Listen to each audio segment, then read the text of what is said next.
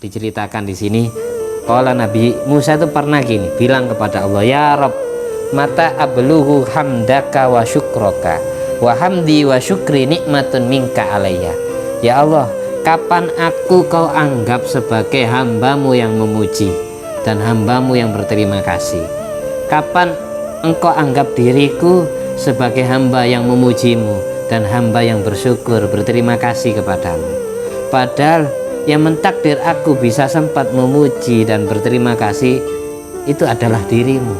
Yang ngasih kenikmatan aku bisa memuji dan bersyukur kepadamu itu engkau sendiri.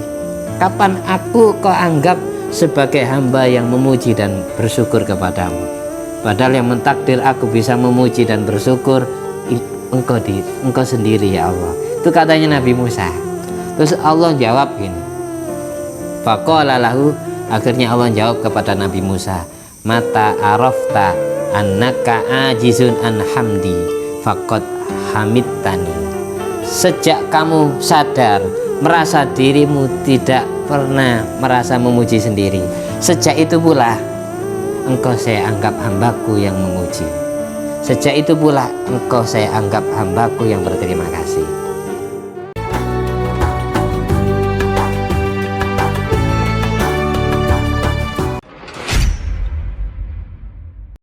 Assalamualaikum warahmatullahi wabarakatuh. Alhamdulillahirabbil alamin alladzi bi ni'mati tatimmus sholihat wa bi dzikri sholihi tatanazzalur rahmat wal barakat wassalatu wassalam ala sayyidi sadat sayyidina maulana Muhammadin qutbil qadat wa ala alihi wa ashabil anjumiz zahirat. Amma ba'du. Allahumma sholli ala ruhi sayyidina Muhammadin fil arwah wa ala jasadi fil ajsad wa ala qabrihi fil kubur wa ala alihi washabihi wasallim. Rabbi shrah li sadri wa yassir li amri wa hlul 'uqdatam min lisani yafqahu qawli. Rabbi zidni ilma warzuqni fahma. At-tahiyatul mubarakatus salawatut thayyibatu lillah. Assalamu alayka ayyuhan nabiyyu wa rahmatullahi wa barakatuh. Assalamu alayna wa ala ibadillahi sholihin. Asyhadu an la ilaha illallah wa asyhadu anna muhammadar rasulullah.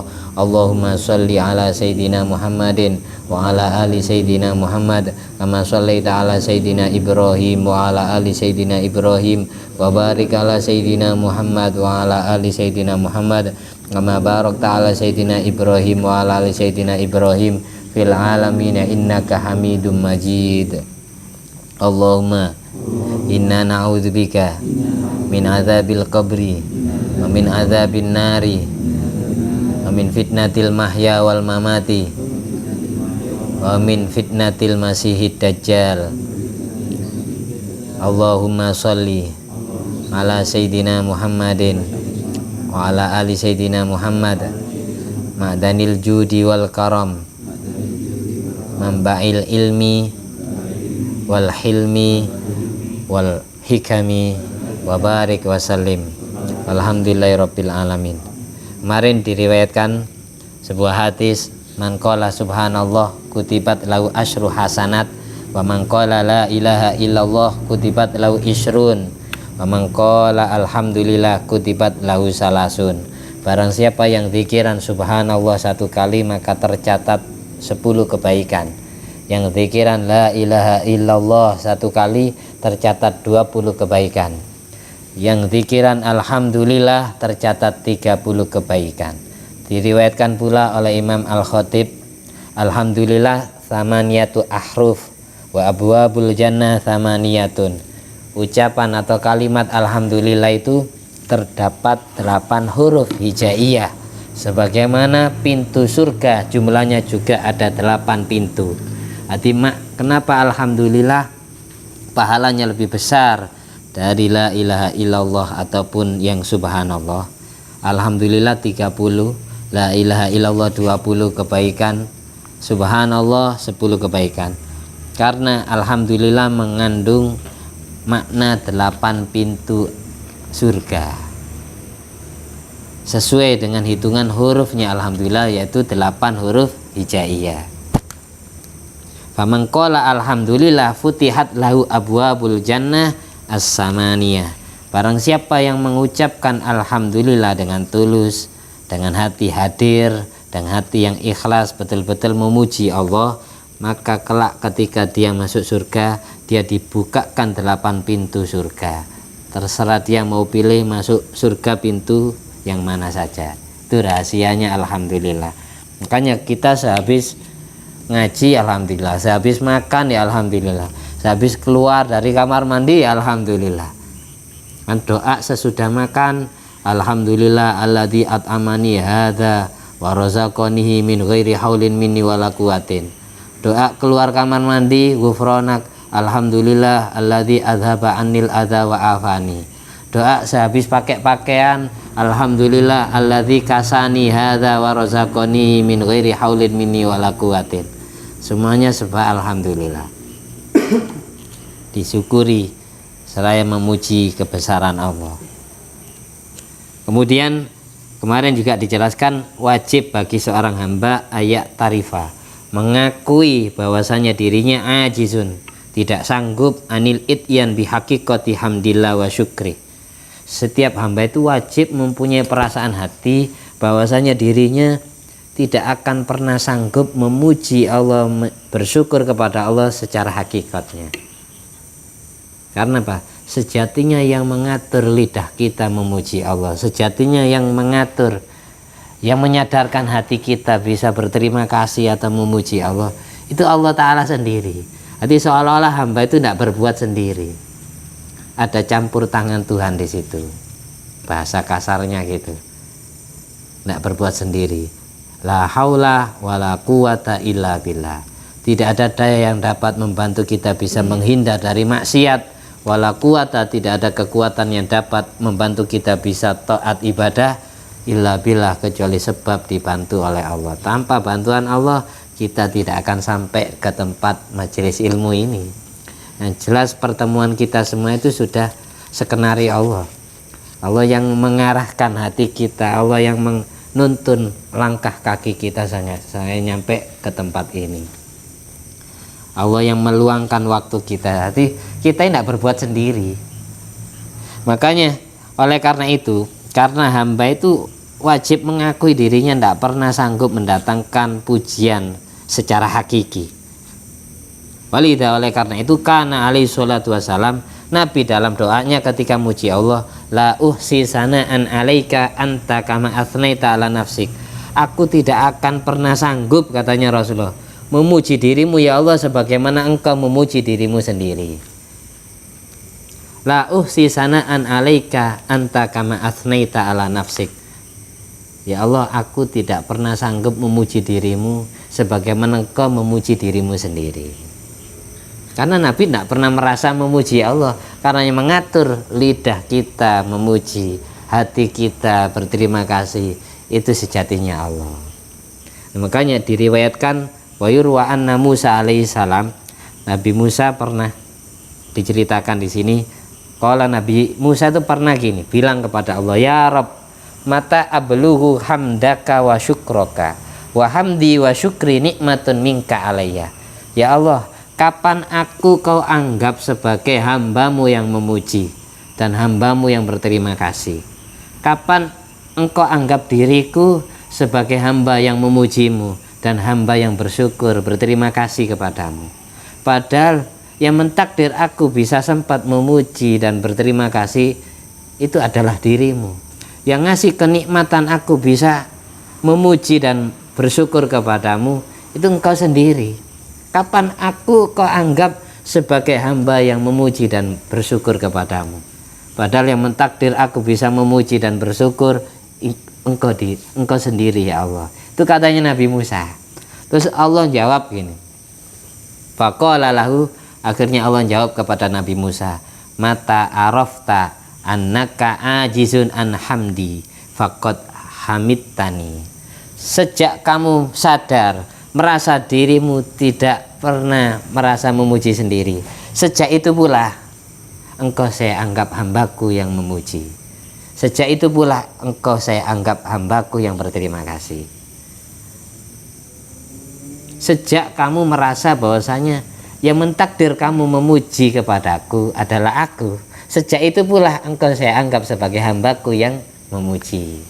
Itu katanya Allah, kepada Nabi Musa. Demikian pula yang terjadi kepada Nabi Daud alaihissalam. Wa yurwa an Sayyidina Daud alaihissalam annahu qala, Nabi Daud pernah bilang gini kepada Allah, ilahi wahai Tuhanku, ibnu Adam, setiap anak cucu Nabi Adam, yaitu setiap manusia, laisa fihi sya'ratun illa wa fauqaha nikmatun wa tahtaha nikmatun.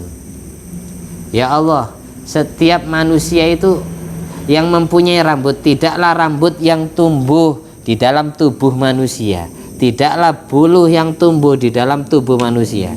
Ada alis, ada kumis, ada jenggot, ada rawis ya, ada godek ya, ada bulu kelamin, bulu ketek, ada bulu roma. Nah, tidaklah setiap rambut ataupun bulu yang tumbuh di dalam tubuh manusia, melainkan di atas bulu itu, di atas rambut itu ada kenikmatanmu, dan di bawah bulu itu, rambut itu juga ada kenikmatanmu. Ada rahasia nikmat yang terselubung di dalamnya. Mata dikasih itep, bulu mata. Ini Allah yang tahu rahasianya. Setiap bulu atau rambut yang tumbuh di dalam tubuh kita, termasuk rambut kepala, bulu mata, dan seterusnya, bulu hidung, itu ada kenikmatan yang Allah taruh di atasnya dan di bawahnya. Katanya Nabi Daud, famin aina yukafiuha, terus dari mana manusia ini bisa balas budi kepadamu ya Allah? Setiap bulu yang tumbuh mulai ujung rambut sampai kaki itu ada kenikmatannya. Kapan manusia itu bisa balas budi? Kapan manusia itu bisa berterima kasih kepadamu? Kapan manusia kau anggap manusia atau hamba yang bersyukur, berterima kasih kepadamu? Lalu fa'auhallah ilaihi, Allah memberikan wahyu kepada Nabi Daud, ya Daud, inni u'til katsira wa arda bil yasir. Wahai Daud, aku banyak memberi kenikmatan besar, tapi aku ridho dengan disyukuri sedikit saja. Manusia saya beri kenikmatan besar, tapi dia bersyukurnya sedikit. Itu saya ridho dengan pemberian manusia, balas budinya manusia yang sedikit, meskipun pemberianku banyak. Wa inna syukra dzalika an ta'lama annama bika min nikmatin faminni.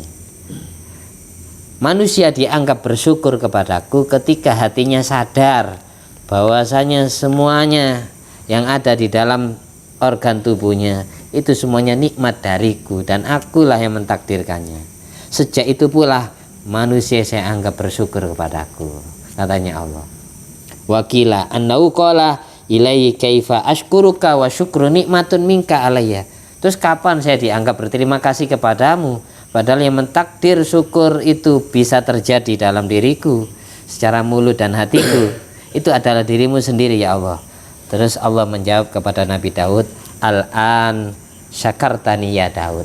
Sejak kamu bilang seperti itu, punya perasaan seperti itu, sejak itu pula engkau saya anggap sebagai hambaku yang bersyukur, hambaku yang berterima kasih.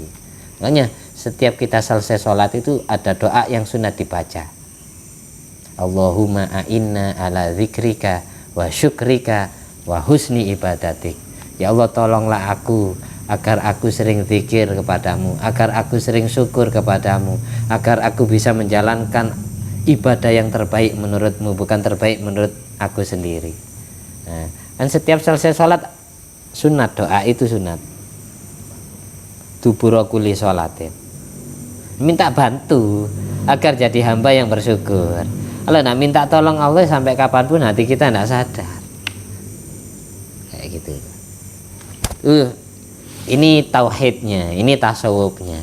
Sekarang saya bahas fikihnya berkenaan dengan rambut ya. Ini kitab Qurratul Uyun pertemuan yang kedua.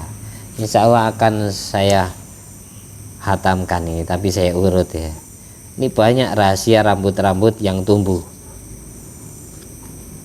Rambut diantaranya ini karena Qurratul Uyun saya bahas. Izalatu sya'ril anah wal ibti wal anfi. Hukum menghilangkan bulu kelamin, bukan kelaminnya, bukan bulunya ini. Khasiat mencukur bulu kelamin atau mencabutnya, wal ibti dan bulu ketiak. bulu ketek, wal amfi dan bulu hidung. Al afdhali dzakar, yang lebih utama bagi pria, fi izalatil anah, di dalam menghilangkan bulu kelaminnya. Al halqu adalah mencukur. Kalau pria itu sunatnya untuk kelamin, bulu kelaminnya, bukan kelaminnya yang dicukur Mas Nana, bulunya.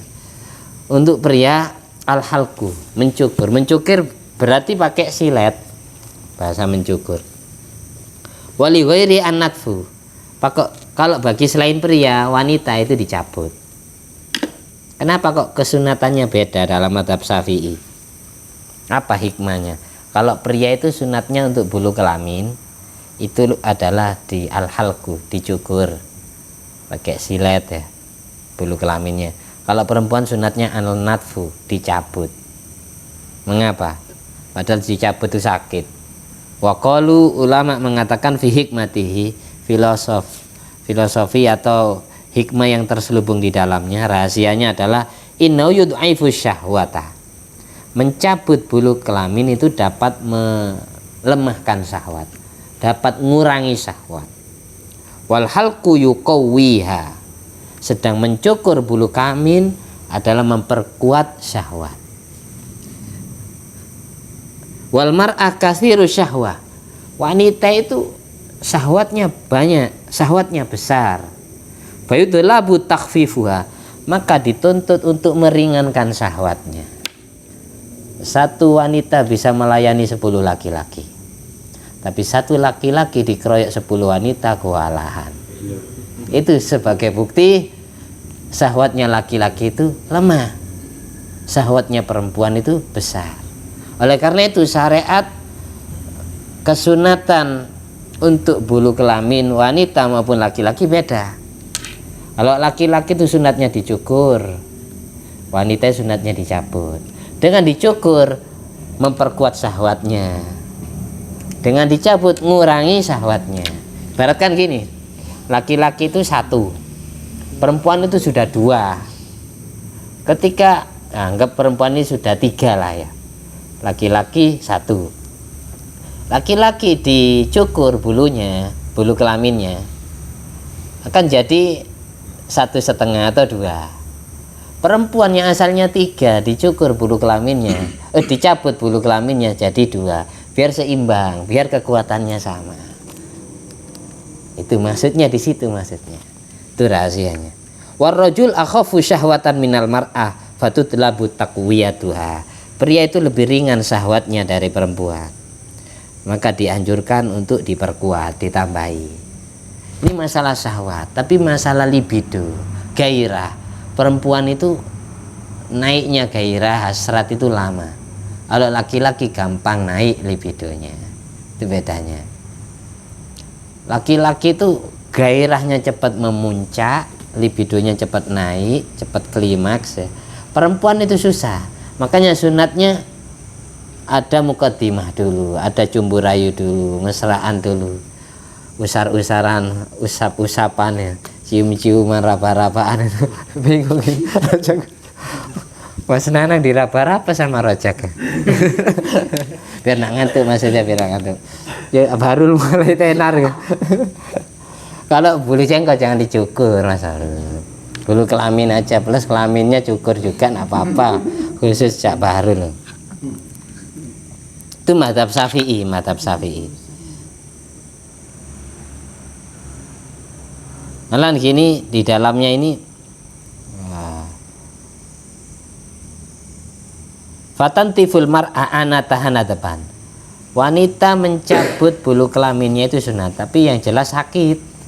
Tapi pelan-pelan nyabutnya, jangan semuanya langsung dicabut. Ya sakit brodol semua. Ya luka jatuh. Ya satu-satu. Bal yajibu 'alaiha, bahkan hukum mencabut bulu kelamin itu hukumnya wajib inda amri zaud lahabi, ketika suaminya yang memerintahkan. Kalau aslinya hukum mencabutnya itu, mencabut bulu kelaminnya itu sunat. Tapi ketika suaminya yang memerintah, maka itu wajib hukumnya. Fa in tafahasha wajibah qad'an. Kalau dianggap kelihatan jelek dengan gondrongnya kelamin itu, maka wajib secara pasti. Ini keterangannya ada di kitab Mu'nil Muhtaj juz 1 halaman 400, redaksinya barusan. Wa akasal malikiyah, berbeda dengan madhab maliki. Kalau tadi yang saya bahas, sunatnya laki-laki itu dicukur, sunatnya perempuan itu dicabut, itu madhab syafi'iyah. Kalau madhab maliki, madhabnya Imam Malik bin Anas itu beda, punya prinsip beda. Tapi yang jelas masing-masing kedua beliau ada dasarnya. Wa qalu, madhab maliki mengatakan li'anna natfaha yurkhil farja, malahan kalau bulu kelamin wanita itu dicabut, itu dapat membuat empuk vagina. Katanya madhab maliki alasannya bukan ngurangi syahwatnya, tapi kenapa wanita kok sunatnya dicabut bukan dicukur?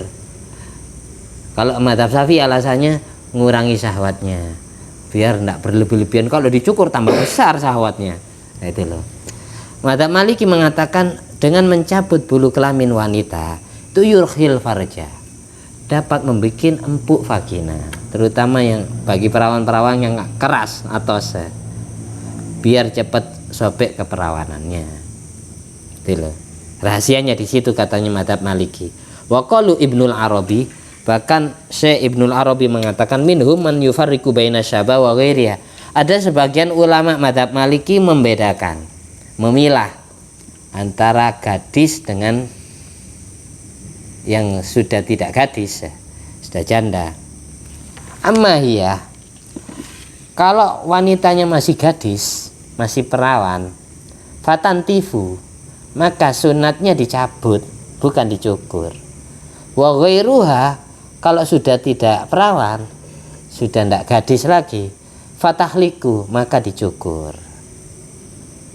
Katanya Syekh Ibnul Arabi dari madhab maliki.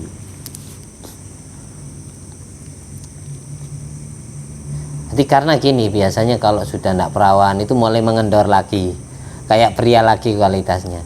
Tapi kalau masih gadis itu syahwatnya besar-besarnya, makanya sunatnya dicabut. Katanya Syekh Ibnul Arabi dari madhab maliki. Bisa ya? Jelas? Maksud saya jelas? Masih 21 menit ini. Kalau saya perkirakan ini 30 menit selesai ngajinya, nggak usah banyak-banyak, biar ilmunya gampang diingat. Wal'ana, terus kalau sudah jelas kesunatannya, bisa disimpulkan sendiri sama sampean. Kita sekarang bahas bulunya sekarang. Mana yang dianggap bulu kelamin itu? Wal'ana ismun li sya'ar alladhi fawqadz dzakar wa haulah. Yang dimaksud bulu kelamin bagi pria adalah nama untuk bulu yang berada di atas kelamin. Ini kelamin sampean. Di atas kelamin ada bulu. Itu namanya bulu kelamin. Wa haulahu, dan di sekitar kelamin. Itu namanya bulu kelamin yang sunat dicukur. Misal pantatnya ada bulu, itu bukan termasuk bulu kelamin. Bulu pantat itu. Wa haula qubulil unsa, kalau bulu kelaminnya wanita adalah yang mengitari vaginanya, yang mengitari bibir vaginanya, itu namanya bulu kelamin. Kalau laki-laki yang berada di atas penisnya dan yang di sekitarnya, di sekitar penis ya, termasuk di sekitar pelirnya itu. Nah, kalau perempuan yang mengitari mulut vagina, yang mengitari bibir vagina. Wal ghalib nabatuha qabla khamsa asrata sanatan. Pria maupun wanita, wanita yang tumbuh bulunya itu yang biasa adalah sebelum usia 15 tahun. Sebelum usia 15 tahun, oh aneh ini laki perempuan nih. Bulu kelamin itu pria maupun wanita yang biasa itu tumbuh sebelum usia 15 tahun. Usia 9 ke atas ya. Intinya sebelum 15 tahun. Usia wanita biasanya haid atau laki-laki biasanya mimpi basah. Itu bulu kelamin selesai. Sekarang bulu ketek. Yusanu ayantifal ibto ingkodaro. Sunat mencabut bulu ketek. Ini apalagi hari Jumat ini. Makanya perlu saya bahas ini. Hari Jumat itu sunat. Sunat mencabut bulu ketek ingkodaro kalau kamu mampu, kalau kamu tidak merasa sakit. Wa illa bila mana ketika bulu ketekmu kamu cabut sakit, laki maupun perempuan, kalau ini tidak dibedakan, fal yahlikhu, maka cukurlah bulu keteknya. Wa yahsulu aslu sunnah bihalki wa ingkodaro ala natfi. Asal kesunatan itu cukup hasil dengan mencukurnya meskipun mampu untuk mencabutnya. Bahkan diriwayatkan dari Imam Muhammad bin Idris Asy-Syafi'i annau kana yahliku. Imam Syafi'i sendiri mencukur bulu ketek, tidak mencabut bulu ketek. Mengapa? Wayakul, beliau mengatakan gini, qad alimtu, sungguh aku tahu, anna sunnahta, sesungguhnya yang sunnah Rasul itu adalah natfuhu, mencabut bulu ketek, bukan mencukurnya. Lakin la aqwa alal wajah, tapi aku tidak kuat merasakan rasa sakit ketika bulu ketekku aku cabut. Imam Syafi'i sendiri itu dicukur. Bagi yang tidak merasa kesakitan, kadang takut iritasi istilahnya secara medis itu, takut seperti itu, ya mending dicukur saja.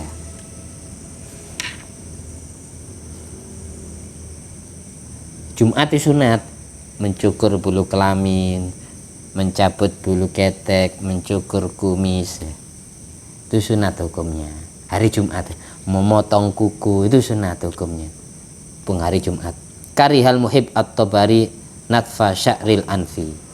Bahkan gini, ketika bulu kelamin itu, bulu ketek ataupun kuku itu tidak dicukur sampai lewat bulu kelamin, bulu ketek, terus kuku itu tidak dicukur sampai lewat 40 hari, hukumnya makruh. Kenapa? Karena akan dijadikan tempat tinggalnya setan. Makanya sunatnya itu sunat dicukur jangan sampai lebih dari 40 hari. Kuku, bulu kelamin dan ketek itu jadi tempat tinggalnya setan. Kita malas ibadah, nggak semangat ngaji, hobinya maksiat. Nah, satu kuku itu 2 setan. Karyal muhib at-Tabari, bulu kelamin selesai, bulu ketek selesai, sekarang bulu hidung. Karyal muhib at-Tabari natfa sya'ril anfi. Imam Muhibbuddin at-Tabari memakruhkan mencabut bulu hidung. Bal yakusuhu, sunatnya bulu hidung itu bukan dicabut tapi digunting. Jadi bulu hidung itu sunatnya digunting, bukan dicabut. Li hadisin fihi, karena ada hadis yang menerangkan sunatnya bulu hidung itu digunting, bukan dicabut. Beda dengan ketek tadi, bulu ketek dicabut. Bal fi hadisin inna fi baqaihi amanan minal judam, karena ada hadis yang menerangkan bahwasanya membiarkan bulu hidung tumbuh itu dapat membuat aman dari penyakit kusta, penyakit judam, penyakit kulit, biasanya wajah atau bagian jari-jari tangan itu memerah, kemudian menghitam, kemudian rontok dagingnya, penyakit kusta. Biasanya orang kena penyakit kusta itu menyetubuhi istrinya dalam keadaan haid. Kalau tidak bapaknya kena, anaknya nanti, katanya Imam Ghazali gitu, sebagaimana dikutip dalam kitab Hasyiatul Baijuri. Wayam bagi, alangkah baiknya anna mahallahu lam yahsul minhu tashwihun. Bulu hidung sunat digunting itu kapan sunatnya? Apabila tidak sampai kelihatan jelek. Wa ila bila mana, yang dimaksud bulu hidung makruh dicabut ketika tidak hasil jelek dengan tumbuhnya bulu hidung. Bila mana hasil jelek nudibakosu, maka tetap sunat. Begini nih maksudnya ini. Membiarkan bulu hidung tidak dicabut itu membuat aman dari penyakit kusta. Itu kapan? Apabila tidak nampak buruk kelihatannya terlalu panjang. Tapi kalau nampak buruk maka sunat digunting. Kama fil bajuri nudibakosuhu nakalan Anisa Bromalisi. Wala yutlabu halqu sya'rir ra'si. Tidak ada tuntutan mencukur rambut kepala yaumal Jumat, di hari Jumat, illa in qasada bihin nadhafata, kecuali jika mencukur rambut kepala ada niatan bebersih biar nampak ganteng. Nah, ada yang nanti tersinggung. Jadi mencukur rambut kepala itu yang disunatkan itu kalau di I'anatul Talibin Fathul Mu'in. Yang pertama adalah orang kafir masuk Islam, Malan sunat dipelontos digundul. Bayi baru lahir sunat dicukur, digundul. Yang bayi laki-laki, bayi perempuan yang penting dicukur. Terus orang yang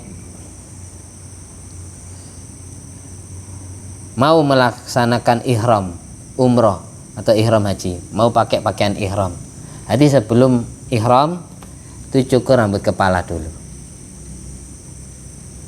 Nanti selesai ihram haji, selesai umroh, bukan sunat nyukur kepala, rambut kepala lagi, malah wajib nyukur rambut kepala sebagai lambang tahallulnya, melepaskan diri dari ihramnya. Jadi hukum cukur rambut kepala itu ada yang wajib, ada yang sunat. Yang sunat itu dalam 3 hal tadi. Tapi perlu diketahui, karena Rasulullah SAW yuhibbul fa'lal hasan, Kanjeng Nabi itu seneng ketika ada niatan ngalap ketularan barokah.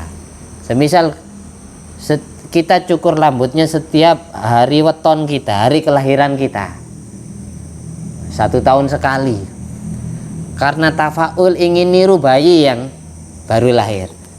Karena seiring dengan pertumbuhan rambut kita, maka kita semakin sehat, kita semakin jadi manusia sempurna, kayak bayi baru lahir. Makanya orang kafir masuk Islam itu sunat potong rambut. Seiring dengan pertumbuhan rambutnya, dia akan semakin jadi muslim atau mu'alaf yang baik. Itu sunat potong rambut kayak bayi baru lahir. Tapi bedanya kalau bayi baru lahir dipotong rambutnya, lalu rambutnya ini ditimbang. Hasil timbangannya sesuai dengan timbangan rambut si bayi ini, kemudian dibelikan emas atau perak yang sesuai kadar ini. Mungkin 1 gram ya, 1 gram emas, lalu emasnya disedekahkan.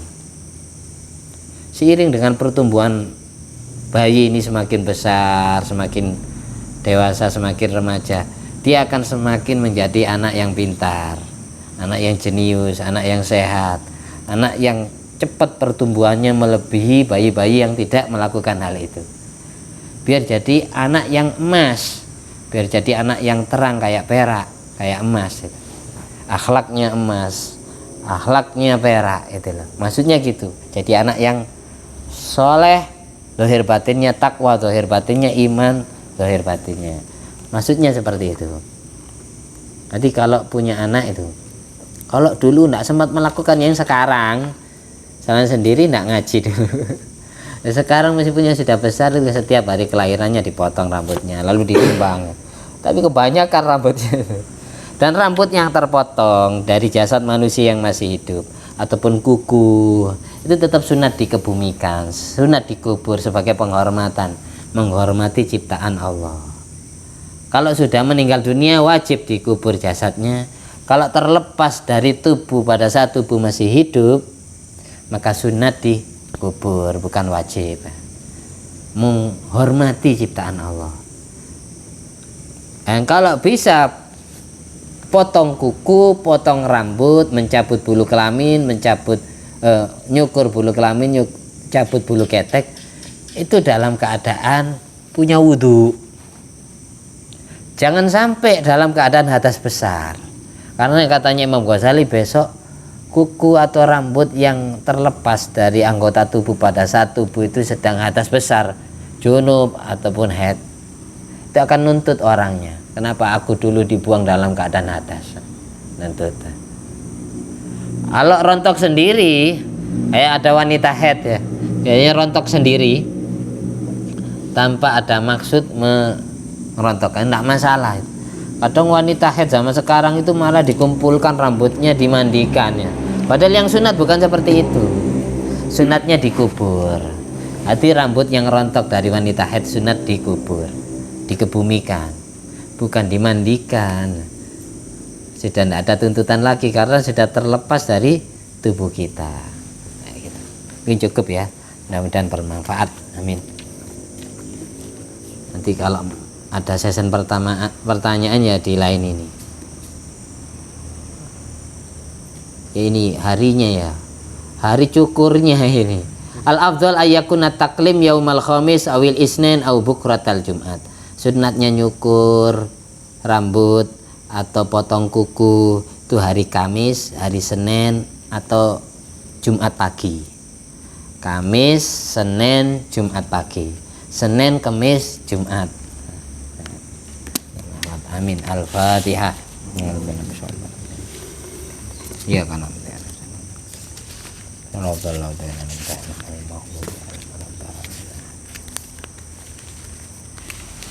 Allahumma sholli ala sayyidina Muhammad wa ala ali sayyidina Muhammad. Alhamdulillah alladzi at'amani hadzal ilma wa razaqanihi min ghairi haulin minni wala quwwatin.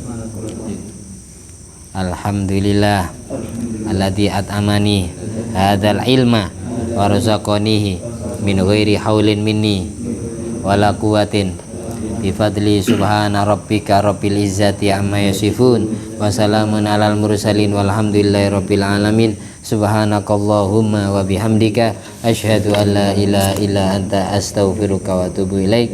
Wassalamualaikum warahmatullahi wabarakatuh.